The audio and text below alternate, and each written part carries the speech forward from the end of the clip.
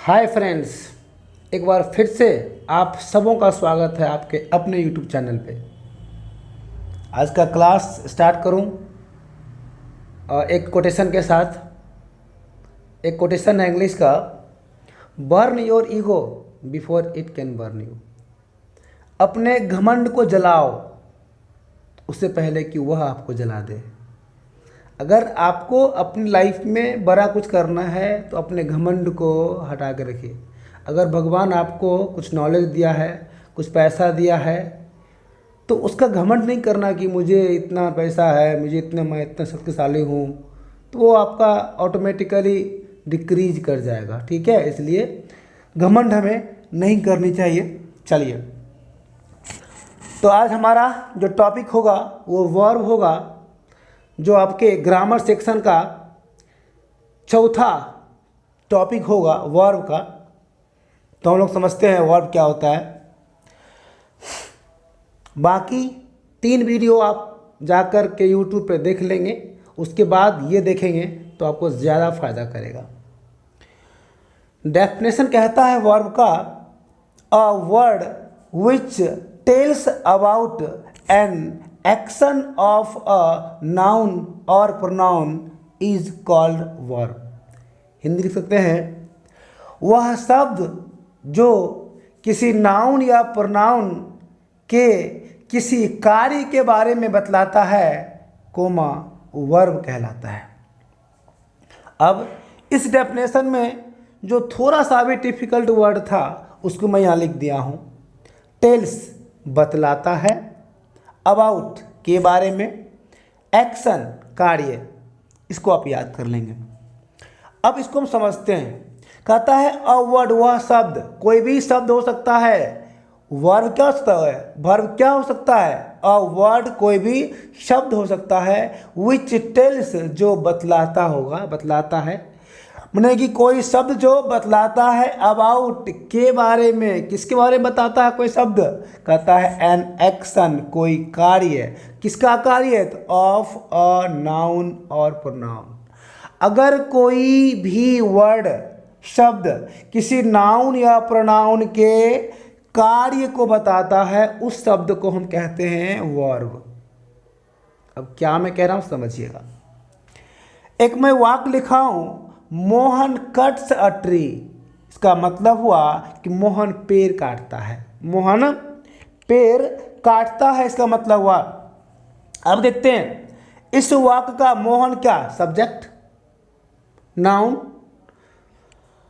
इस नाउन का एक्शन क्या है? काम क्या है? यह काम क्या कर रहा है? यह काम कर रहा है काटने का। मैं पूछा मोहन क्या काटता है, क्या कर रहा है मोहन? मोहन पेड़ काटता है। इस वाक्य में मोहन क्या करता है? तो मोहन पेड़ काटता है। इसका काम क्या हुआ? काटना। तो काटना को हम कहेंगे वर्ब।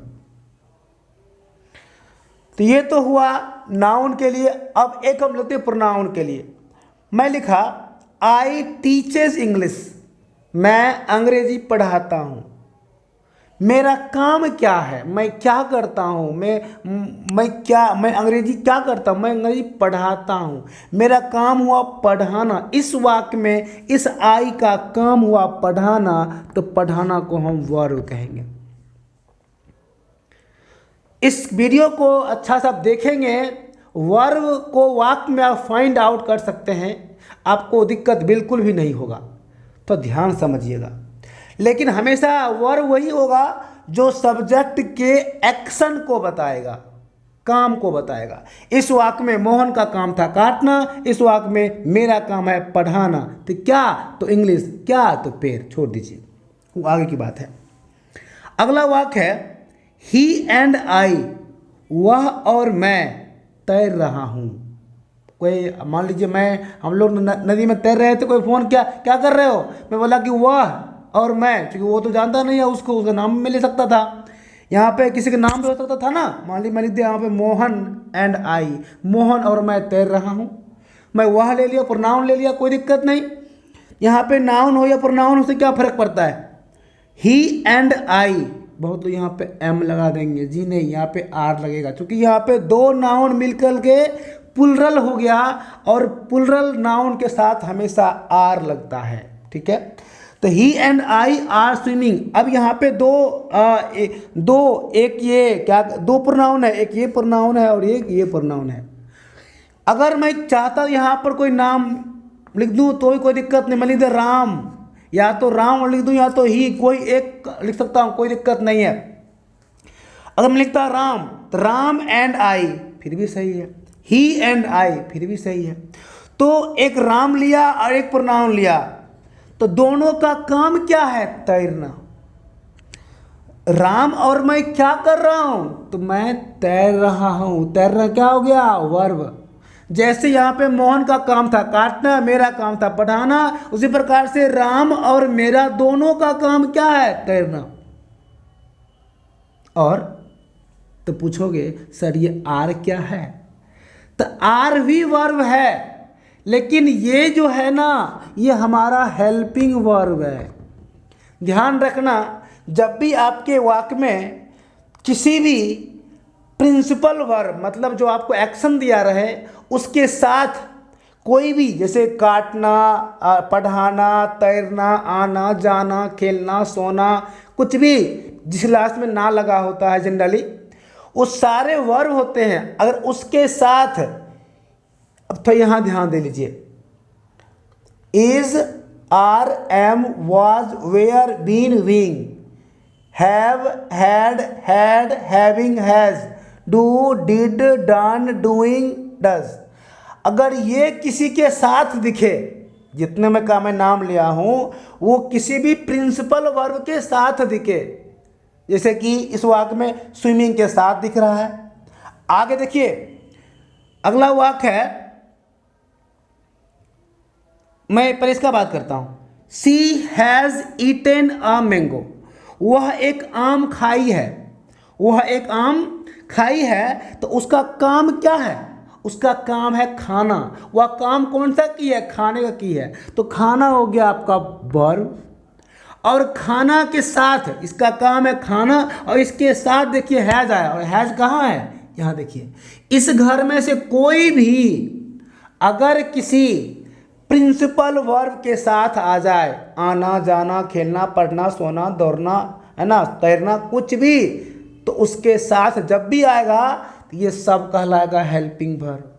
लेकिन हमेशा हेल्पिंग वर्ब नहीं होगा ये, लेकिन जब ये अकेला आएगा उस वक्त खुद ये प्रिंसिपल वर्ब कहलाएगा। समझिएगा कैसे, जब ये अकेला आएगा तो सेंस देगा बनना या होना का। जब ये अकेला आएगा तो वाक्य में भाव देगा किसी पर अधिकार होना का। जब अकेला आएगा तो सेंस देगा करना का। अब समझिएगा कैसे, मैं बोला हूं दे आर टीचर्स, वे लोग शिक्षक हैं। अब वे लोग तो कोई काम एक्शन कर नहीं रहे हैं। मैं बोला कि आई एम अ टीचर या दे आर टीचर्स, वे लोग शिक्षक हैं।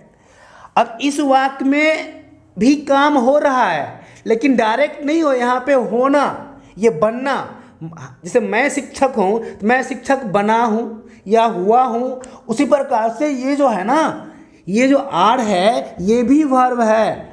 अब ये मेन वर्ब है, प्रिंसिपल वर्ब है। आपको मैं बता दूं कि मेन वर्ब और प्रिंसिपल वर्ब एक ही होता है दोनों, और हेल्पिंग वर्ब ये अलग होता है। तो जब ये सभी अकेला आएगा वाक्य में, ये कहलाएगा मेन वर्ब या प्रिंसिपल वर्ब। जब ये किसी के साथ आएगा तो ये कहलाएगा हेल्पिंग वर्ब। कैसे, यहां ध्यान दीजिएगा। इस वाक्य में आर अकेला आया है क्योंकि टीचर्स तो नाउन है, टीचर्स तो नाउन है, तो ये अकेला आया है। अब ये प्रिंसिपल वर्ब है। क्या है, प्रिंसिपल वर्ब है। सी हैज़ ईटन, अब देखिए यहाँ पे ये ईटन प्रिंसिपल वर्ब है, लेकिन हैज़ इसके साथ आया है। जब किसी के साथ आएगा तो ये हेल्पिंग वर्ब कहलाएगा। सी हैज़ अ मैंगो, उसके पास एक आम है, उसके पास आम है, देखिए तो आम पर उसका अधिकार हो गया, अधिकार, अधिकार के लिए क्या लगता है ये, और ये अभी प्रिंसिपल वर्ब है, घबराइएगा नहीं। थोड़ा सा बात पॉइंट का है तो थोड़ा आपको टफ लगेगा, लेकिन बात रियल यही है। इस वाक्य में हैज जो है ये जो है हेल्पिंग वर्ब है, लेकिन यही हैज इस वाक्य में प्रिंसिपल वर्ब है, क्योंकि इस वाक्य में यह अकेला आया है। अकेला जब आएगा तो ये अधिकार होने का भाव कराएगा और ये प्रिंसिपल वर्ब कहलाएगा, जबकि ये किसी के साथ आएगा ये हेल्पिंग वर्ब कहलाएगा। उस वाक्य में इसका अपना वैल्यू नहीं होगा, ये इसको सहायता करेगा। जैसे वह एक आम खाई है, तो वह काम की है खाने का, उसके साथ में हैज आया है। यहाँ पे उसके पास आम होने का अधिकार दर्शा रहा है, इसलिए ये प्रिंसिपल वर्ब का काम कर रहा है और ये हेल्पिंग वर्ब का काम कर रहा है। अब आगे बढ़ते हैं। मैं इसका देख लिया, यहाँ पे आर से, यहाँ पे आर प्रिंसिपल वर्ब था और यहाँ पे आर हेल्पिंग वर्ब था, तो यहाँ से मैं देख लिया। इसका हमने यहाँ देख लिया कि यहाँ पर हैज प्रिंसिपल हेल्पिंग वर्ब है और यहाँ पर हैज प्रिंसिपल वर्ब है। अब उसका मैं देख लेता हूँ, डू, डिड, डन, डूइंग और डज का। किसी एक का मैं लेता हूँ, सब पर ले सकता हूँ। आगे बढ़ेंगे तो मैं आपको लाइव क्लास दूंगा, मैं एक एक वाक्य में इस्तेमाल करके दिखाऊंगा आपको, समझिएगा। आगे मैं लिखा हूँ I do not speak English, मैं अंग्रेजी नहीं बोलता हूँ। तो मैं क्या नहीं बोलता हूँ, मेरा काम क्या हो रहा है, बोलने वाला। तो बोलना हो गया आपका प्रिंसिपल वर्ब, जो आपके वाक्य में बोलना। एक मेरा काम नहीं है, मतलब मैं काम नहीं करता, ये वाक्य नेगेटिव है तो नहीं के साथ आएगा। तो मैं काम नहीं करता हूँ, क्या नहीं करता हूँ, तो बोलने का काम नहीं करता हूँ। जैसे यहाँ पर मेरा काम पढ़ाना था, उसी प्रकार से यहाँ मेरा काम बोलना है, लेकिन ये नहीं वाक्य है तो नेगेटिव का तो नहीं लग के आया है। यहाँ ये क्या हो गया, प्रिंसिपल वर्ब, और इसके साथ में आया है डू, तो डू हो गया हमारा हेल्पिंग वर्ब। डू क्या हो गया, हेल्पिंग वर्ब, क्योंकि अभी इस वाक्य का हीरो कौन है, स्पीक है, और हीरो के साथ में आएगा तो साइड कहलाएगा, मेन थोड़ी कहलाएगा। जो मेन होता है उसको कहते हैं मेन वर्ब या प्रिंसिपल वर्ब, जो साथ में आता है उसको कहते हैं हेल्पिंग वर्ब। नाम से क्लियर है, सहायता करने वाला हेल्पिंग वर्ब, ठीक है। और इस वाक्य में देखिएगा, I do this job for money, मैं यह नौकरी करता हूं पैसा के लिए। अब देखिएगा इसमें कोई काम तो हो ही नहीं रहा है, मैं क्या करता हूं, तो मैं करता हूं, यहाँ पे करना ही तो, करना तो वर्ब है ना, इसलिए यहाँ पर ये आपका प्रिंसिपल वर्ब हो गया। आप कुछ समझे। अगर आपके वाक्य में डायरेक्ट काटना, पढ़ाना, तैरना, है ना, खाना, खिलाना, आना, जाना, सोना, कुछ भी, दौड़ना, कुछ भी वाक्य दिया हुआ है वो डायरेक्ट प्रिंसिपल वर्ब कहलाता है। सब बात हम लोग आगे काइंड्स ऑफ वर्ब में सीखेंगे। तत्काल में इतना बता दूं कि आप वाक्य को पहचान सके कौन सा कौन वर्ब है।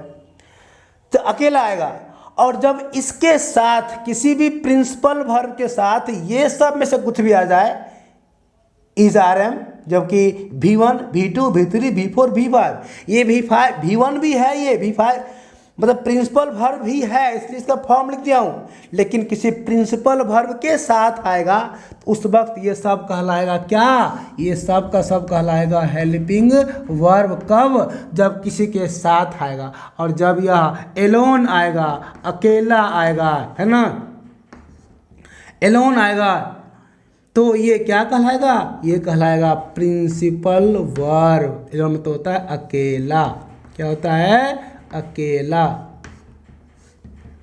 ठीक है।